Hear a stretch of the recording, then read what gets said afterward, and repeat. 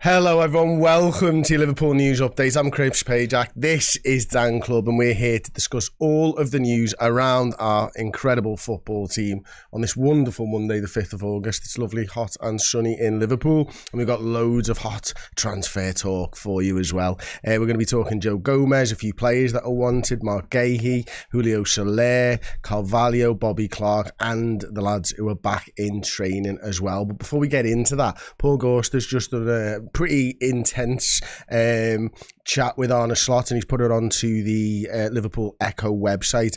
The website's not working properly, so I wouldn't bring this one up, Aaron. But one of the things that Arne Slot has said to Paul is, I noticed that you were focused a lot on signings. He then laughed. I am focused on the tour, how we played, what we need to improve and what we did well. Like I said, the bar is really high for new signings because we have so many good players. It's not so easy to first find a player to meet those standards, and then the question is he available?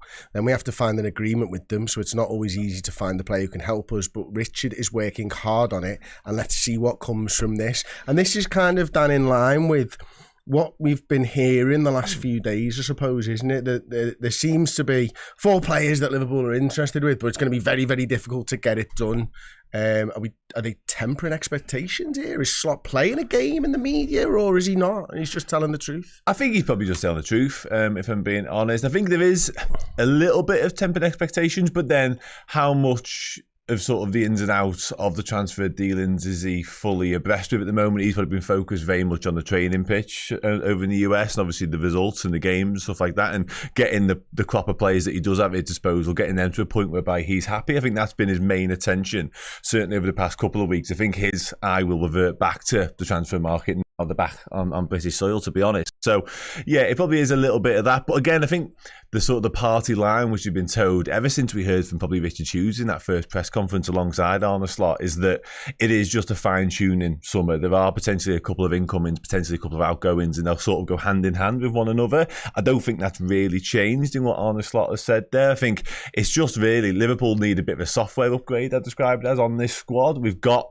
and he's talking about what he's inherited from Jurgen Klopp, we've got sort of the bare bones and the fundamentals of a very good squad ready to challenge. It's just the odd bit here and there it needs an upgrade on, and I think Slot's sort of going along with that in what he said, to be honest. I think the coming days will see us be a bit more active, and a lot of the messaging from a lot of the journos, certainly over the past 48, 72 hours, has been that Liverpool are about to sort of start ramping up their stuff, and that falls in line with that for me. So I'm not concerned about it, nor am I thinking, God, it's going to be chaos over the next 2 weeks. I think there will just be the odd trickle of signings and movement here and there. Yeah, I think you're right. And I think, Arne Slot mentions that in this chat with Paul Gorst about how he's been focused on it. He's still been having conversations with Richard Hughes, but we've got to remember it is a slightly different way that Liverpool are working now, with Arne Slot being a head coach and not a manager. And, he'll be massively part of those transfer talks, but he's not the biggest part like Jurgen Klopp was. He's not going to be leading those conversations. And I think when you think back to Slot coming in and working with these players, and he's been fortunate enough to take a lot of young players with him,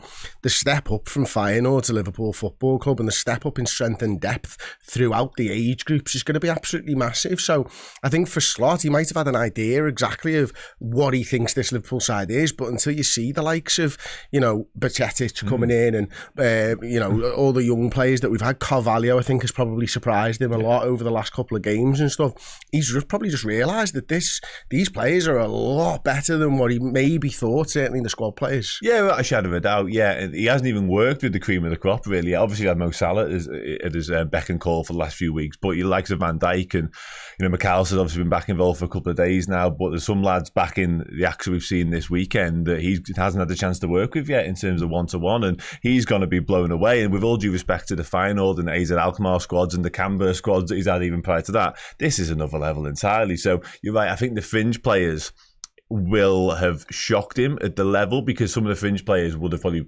again, with all due respect, walked into some of the sides he's had previously. And he's renowned, and we brought him into the football club to improve what we have and to make better on the training pitch what we currently own. And doing that with the likes of Fabio Carvalho and even your Tyler Mortons of this world, like they can suddenly go from being potentially a player ready for Liverpool squad to being a definite player ready for Liverpool squad. And I think we've seen that over the course of the last 3 games. Certainly when Carvalho, Van der Beek 100% he does, yeah. And obviously based on what he's done out on loan as well, coupled in with the fact that Slot may well be able to improve him and get that extra 5-10% or whatever it is. I think it was almost always going to be the case that this summer played out in the way that it is. However, having said all of that, I think we are at a junction now whereby they're back, like I say, in Liverpool, and there's only, 4 weeks, give or take, left of the transfer window. This is now the time whereby you need to make hard and fast decisions on who's staying, who's going, and who's coming in. And he doesn't need to have seen the players who have come back. Let's go to that one, actually. I was going to do that story last, but it fits in better here. Yeah. So, Virgil van Dijk, Trent Alexander-Arnold, Cody Gakpo, Joe Gomez, Luis Diaz, Darwin Núñez. Alisson's not there just yet. So pretty much everyone bar Alisson Becker is back now. He doesn't need to see those players to see how good his squad is. He needed to see the squads and the unders.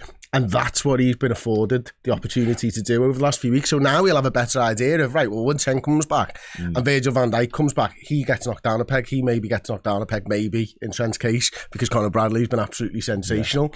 You might want to use him somewhere else. We'll let Arne Slot tell us what he's going to do in that regard. But now he knows how full his squad is and where he probably needs to focus, do you think? Without a shadow of a doubt, yeah. And I think he'll have known he's getting a Liverpool job long before it became public knowledge, you would imagine. And he will have had an idea at how best to use some of the key players, some of the big hitters in terms of his philosophy, in terms of his system. And you're absolutely spot on. I've sort of remarked a few times over the past few weeks, sort of coinciding with this line that Arne Slot needed to see the squad, he needed to know what the players were all about. He knows what your Szoboszlais, your Mo Salahs, your Alisson Beckers, your Virgil van Dijks, your Cody Gakpo, certainly Cody Gakpo, of this world are all about. It was those fringe players. He needed to know whether he could keep them around the squad, whether they would be of value, whether they would be a net positive on what we're trying to do. He'll have assessed that over the past 3, 4, 5 weeks, whatever it's been, certainly over this condensed period in the US. He'll know now. That's why I'm saying now's the time where we'll see people start leaving the club, whether it be on loan or a permanent basis. And on the flip side of that, we'll see players start getting linked more heavily or indeed coming through the door. Absolutely. Okay, we've got a comment here from Jono in capital letters. He obviously feels very strongly about this. We've given the club long enough. Now it's time to sign players. We need a new 6. Don't care what anyone says. There are options out there. Varela and Zubimendi are right there. And I think that's it, isn't it? And again, I'd just like to go out there and say we want Liverpool to sign players. I think we all want Liverpool to sign players. I haven't met anyone in real life or online who doesn't want Liverpool to sign players. But I think what we always try to do, and I think it's the right approach, to be honest, is always understand Liverpool's thinking from what we're hearing when we get the chance to read a Paul Ghosn article on Arne Slot. So I think it's understanding the method behind the madness almost at times.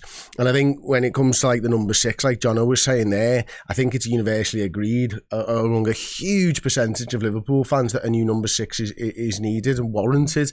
And that might be about finding the one player, and I think, and I don't know what you think, but since we've had a look at Arne Slot in these 3 games, Betis, Arsenal, Manchester United, the need for a destroyer has gone. In my eyes, completely. And it is about a player who is going to be absolutely fantastic on the ball, but still has the ability to intercept, to tackle when necessary and stuff like that. And I think when you get rid of the destroyers, your shortlist becomes a very, very short list. No, absolutely it does. Yeah, those 2 names there are interesting ones, and 2 that I'd be inclined to agree with actually as well. But yeah, in terms of the requirement for that type, that ilk of player, it's been paramount for quite some time now, for being honest. But you're right, I think the profile of what that player is and what that player looks like has changed, even over the course of these last couple of weeks, as I mentioned a couple of times, in terms of these games, because the way we operate, the way we play under Arne Slot is different. It's similar, but it has its subtle differences to what Jurgen Klopp did. And I think one of the main ones is the type of DM, the type of 6 that you need. And you're absolutely spot on. It's a ball playing one. It's one that can go and get the ball off the defence and turn and be comfortable doing that, because that's such a difficult skill to do. It really is. And I think what's been fascinating is not only has it sort of shone a light on what that player needs to be, but also, and I don't want to sound too critical here, but it's also shone a light on what Wataru Endo potentially lacks and what he isn't. And I think the fact that we've seen recent reports, you probably touched on them last week, I was off obviously, on Wataru Endo not being up for sale so much, but then not necessarily dismissing out of hand the prospect of him leaving, and the fact he didn't really start many of the games, I want to say, and he wasn't. Well, he started one, and then the next two and he then didn't, and wasn't heavily involved. Kind of lends itself to maybe he isn't perfectly suited to what we need. And I think we can all see that as well. I think we do need a more ball playing one. One's going to dictate terms, whilst also that do it all type midfielder a little bit, whilst also having the ability to sniff out danger and to put fires out as well. Absolutely. Okay, we'll move on to the next story then. So Joe Gomez committed to Liverpool after failed Newcastle United deal. Don't use this website either, please. It's a Word doc from my Times subscription. Paul Joyce is the guy who wrote this article, the best in the business. Just says Joe Gomez remains committed to Liverpool and is focused on emerging as a key player under the new head coach Arne Slot. The defender's futures come under scrutiny after it emerged that Newcastle United were prepared to pay $45 million for him in a deal that would have involved Anthony Gordon moving to Anfield for $75 million. You were off last week and you had a good holiday. I'm glad to hear it. I was a bit shocked that they were considering letting Joe Gomez leave, to be honest. It felt bananas to me that someone of that quality and that versatility was even being up for it. I could understand it if you're guaranteed to get a player through the door that you like, but seemed strange to me regardless. Replacing that level of versatility, let alone quality, it's really difficult to do. There's about 40 million players. Yeah, I can't think of anyone off the top of my head in world football that can play at the level he can. And listen, he might not be world class in every single one of these positions, but he's certainly a Premier League and high Premier League standard at that. At centre half, right back and left back, and he proved the left back one last season without a shadow of a doubt. So yeah, replacing someone of that utility and that ilk and that quality is really, really difficult. So I was shocked that we were willing to consider that as a possibility. Clearly, it shows how keen Liverpool were and potentially are to get Anthony Gordon through the door, for one, I'd say. But I think potentially more importantly, it perhaps lended itself to where Joe Gomez was in terms of his headspace, in terms of what he sees himself as at Liverpool, because is he comfortable just being the guy who comes in when the other guy isn't there? Because that's kind of what it feels right now. And if he wants to challenge and stick around and make himself, forefront of Arne Slot's plans and challenge for a centre-half berth next to Virgil van Dijk, then happy days. I love that competition for places. I love players that want to do that. But in terms of Liverpool and what it means for us, I wouldn't have been selling Joe Gomez. No, and I think I'm right in saying he played 51 times last season. That's his most for quite a number of campaigns now. Injury-free, pretty much as well, which is a massive, massive thing for him, of course. And I think the beauty of Joe Gomez for Liverpool is that versatility, because you can drop him into nigh on any position, nigh on any situation, and get something out of him. So, yeah, I would not have been selling him, not for that price, not for almost any price, to be honest with you, because, again, almost irreplaceable in what he brings to a squad, if not a team. Yeah, absolutely. And I think the other question here is what does Gomez think of himself? And you sort of alluded to that there, Dan, didn't you? Is that, does Joe Gomez want to be the first name on the team sheet or one of the first names on the team sheet? And, I would forgive him that if that's why he wanted to move on after, 9 years going into his 10th season, maybe? At the club, Liverpool's longest serving player, we know. We bought him for £3.5 million, I think it was, from Charlton. It was an absolute steal when you think of what he's been able to do and achieve at Liverpool Football Club in his time with us. And I think, is he a centre-back? Does he see himself as a centre-back still? I would guess that he probably does. Does he think he can oust Ibu Konate? Don't know. Does he think he can out Joel Conte? Probably, even though the latter has been incredible and continues to be incredible actually during pre-season. But he doesn't see himself as a right back. I don't think he certainly won't see himself as a left back, which then just leaves himself being a centre half. And Ibu, I think he can beat out because of injuries. It's still tough though. It's really, really tough, to be honest with you. And I'll be honest, just because of what he offers, it's such a strange dynamic for him. He's probably our third choice right back behind Trent and Conor Bradley, and for me, probably our fourth choice centre half behind the two you mentioned. And obviously Virgil, that makes him third on the right hand side because Van Dijk is absolutely clear on the left, of course. And in terms of left backs, he's probably third in that pecking order behind Tsimikas and Andy Robertson. He was second last year for me. Yeah, probably third was now. Yeah, but the problem is there. You are right, but the problem is Tsimikas is a left back, exclusively a left back. So if all of a sudden if he's your third choice, and you've got to look at him and go, what's going on there? there, mate. So if you were Joe Gomez, come back to what I said a moment ago, if you're Joe Gomez looking at that, you'd have been every right to go, hang on a minute, I'm not happy with that. I want to be playing week in, week out in a set-up position and sort of making the most out of my career, basically. And I can't begrudge him that. Likewise, I can't begrudge Kevin Kelleher for all the noise around him at the moment. Apparently, he's desperate to become a number one somewhere. He's good enough to be a number one somewhere. Joe Gomez is good enough to be a starting centre-half somewhere in the Premier League.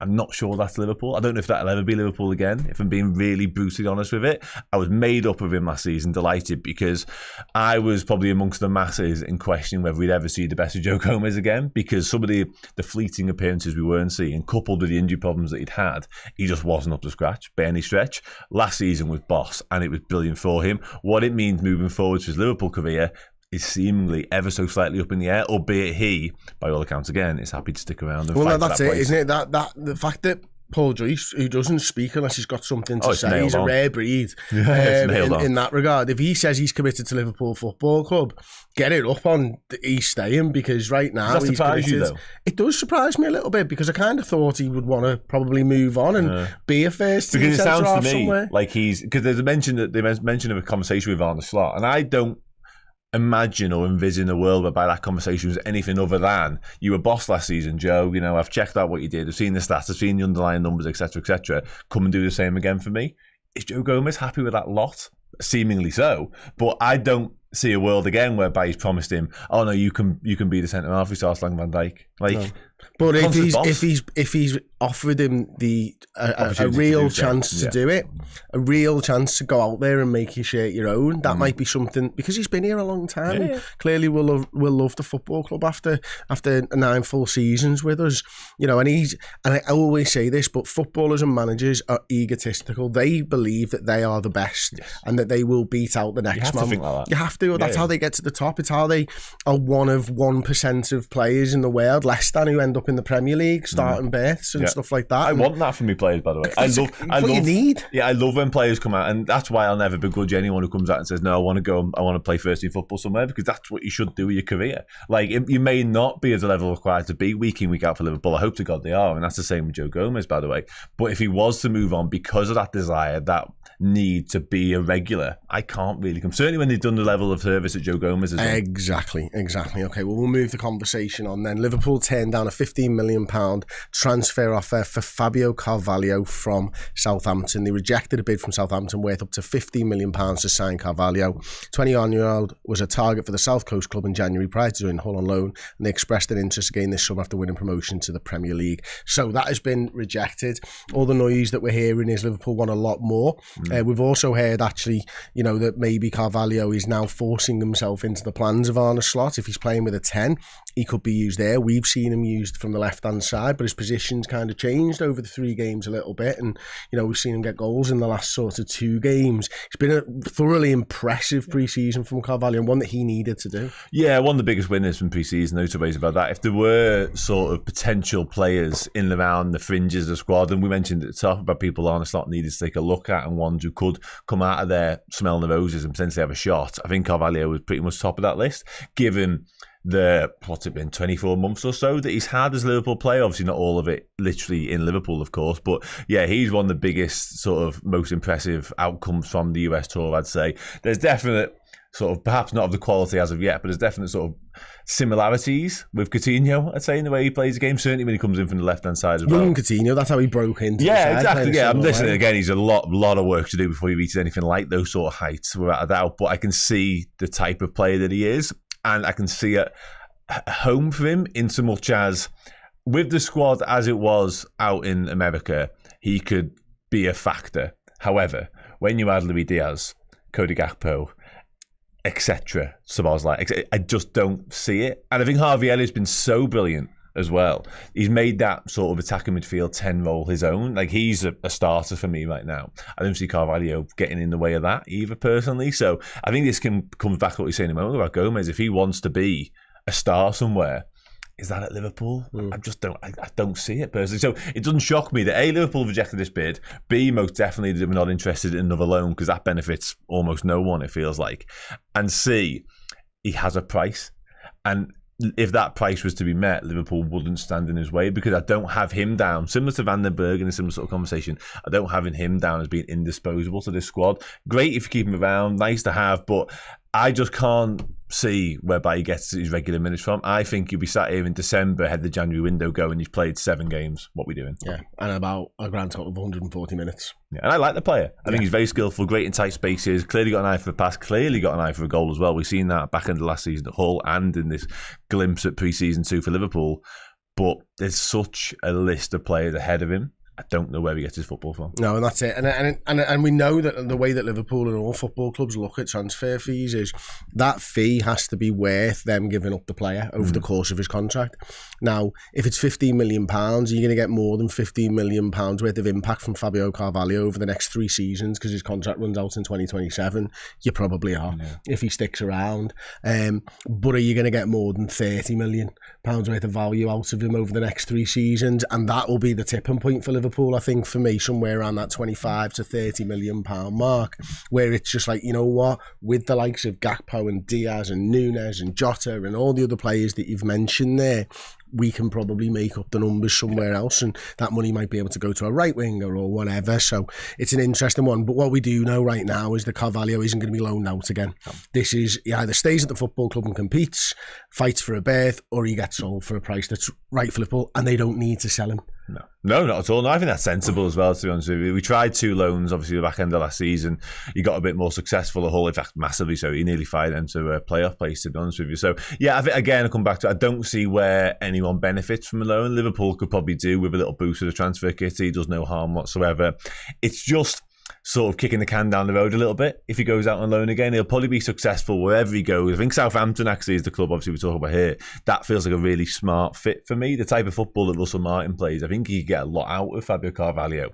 And I think whenever he's been top end of the Championship, whether it be with Fulham or back end of the last campaign again, he's really shone. He's really sort of thrived in that environment. And I think a lower end Premier League club would be where he could become that main guy. He is too talented, too young, actually, more importantly, to be kicking around again, playing the odd minute here and there off the bench. Just don't see how that benefits anybody. Absolutely. Okay, we'll move on to Calcio Mercato. We've got a fantastic headline here from them, translated from Italian. Coop Miners, no proposal from Liverpool. Attempt to raise the bad price. That's who the Reds follow. Translated from English to English, I think that would be Liverpool are interested in Coop Miners, but there has been no proposal. His club are obviously trying to get them to increase the price, but the Reds are interested. Is that what you got from that? Roughly, give or take, potentially. Yeah.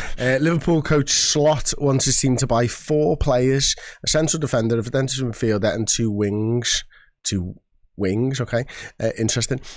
Okay, flying then. Yeah, absolutely. In this way, he intends to complete the process to secure a high-level competitive team for the next season. Anthony Gordon is the great desire to shore up the attackers line. Martin Zubamendi, already mentioned on this show from Sociedad, or William Pacho, Frantic Fanfare, were also mentioned in this case to improve the defensive sector. We got a super chat in relation to, I suppose, both of these actually.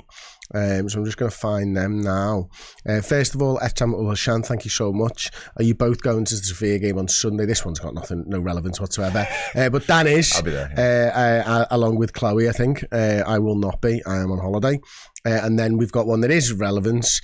Zenvdro. Hi lads, we need a 6 if we play Trent there instead of that. Could you use the money on a forward, left back and left-sided centre back? I'll let you answer this one before I do, or do you want me to go first on this one? Because I've got some real strong feelings about Trent Alexander-Arnold. Okay. I'm interested in what they are, but I'll give my 2 pence worth first.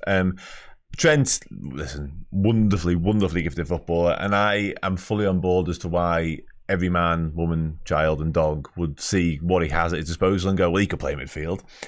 I still have my major reservations about it, if I'm being honest, and I understand he could offer a hell of a lot in there. His passing range is quite frankly ridiculous. Every club in the bag, any throwaway cliche you want to make about passing ability. However, I think we've seen it, albeit, you know, in a small sample size when he's with England in the Euros. He still has so much to learn. In that, I mentioned earlier on about the six and what they need to be able to do, and is go and get the ball off the defence and have wing mirrors on and scan and know what's around you. That's such a difficult quality just to wander into midfield, certainly Premier League level, and be able to do. And I don't see him possessing that necessarily. It's better when the game's in front of him. And if you can find a way of getting him into midfield whereby everything was in front of him and he could just show off his ridiculous passing, then happy days. But there's a lot more to it than that. And I think there's in-game, we've seen it was at the Fulham game last season where he was basically a 10 by the time it finished, just wanders into there and he can have so much influence. That's fine. I still see Liverpool getting the most and the best out of Trent as being a right back who can offer a bit, not necessarily being as part of that double pivot, whatever you want to call it, alongside McAllister. Yeah, I'm very similar to you. I think the right back role really suits him in the way that we've seen Conor Bradley play it. I know me and Josh had a slight disagreement with this on the deep dive, but I think he has not gone forward as much as we've seen in previous years over the last sort of 18 months or whatever, Trent, but still possesses the ability to get forward. And I think with the shape of Liverpool's side now, were he to underlap or overlap Mo Salah, I think there'll be a lot more security behind him. I think one of the reasons he hasn't got as far forward as normal is because of the press, because of the media, because of the big gaping hole always left behind him, and he's almost had to curb his own enthusiasm for attacking football because the media are giving him dog's abuse every time he's out of position, whether it's his fault or it isn't. So I think he suits that perfectly. I agree with you on him being a centre midfielder. I think you just have to look at Curtis Jones for me. I think, you know, slight improvement in the last game against Manchester United, but I think against Arsenal and Betis, we saw Curtis Jones's probably weaknesses at times. And Curtis Jones is a lad who's played in midfield for a couple of years now. And this is just back to goal. What are you doing? Quick pass and all that type of stuff. And Trent a better passer than Curtis Jones. But Kurt Jones is very good at not losing the ball, and Kurt Jones has lost the ball a lot in pre-season. And this is a midfielder translating to a midfielder, just slightly different. A right back translating into a centre midfielder, although he's played it in the past. I just see it's a huge change. It will take a long time to really sort out. I have the utmost confidence that should he be given the opportunity for a year, he could do it. You don't get a year to learn at Liverpool Football Club. No, you don't. And what he offers at right back, as you touched upon there, is we've never seen the likes of it, to be honest. So why would you want to take that away? I guess first and foremost, because Liverpool were the best team in the world with him at right back. So there's something to be said for that as well. And make you right on the point about him potentially not marauding forwards and wanting to get involved in the final third, certainly from that high right position that we'd seen previously because of what was going on behind him. And I'd actually throw in the fact that we've been Fabinho-less even when he was at the football club for a while. So that security blanket that he had in Fabinho and being able to get across there vanished as well. Henderson did it as well for a long time. He wasn't at the football club either. So he probably has been more nervous and sceptical about what he was able to do moving forwards. And you're absolutely spot on in that. But yeah, I come back to my sort of overriding point on it. I think he has loads and loads of the qualities that you want. And I'd love to see him in there just pinging balls left, right and centre. Alonso, Gerrard-esque, whatever you want to describe it as.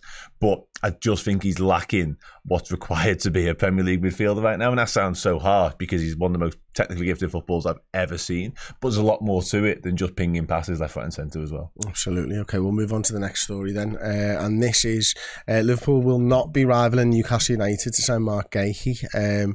Doesn't look like we're going to be interested in gazumping Newcastle United for the Crystal Palace centre-half. Are you surprised about this one at all?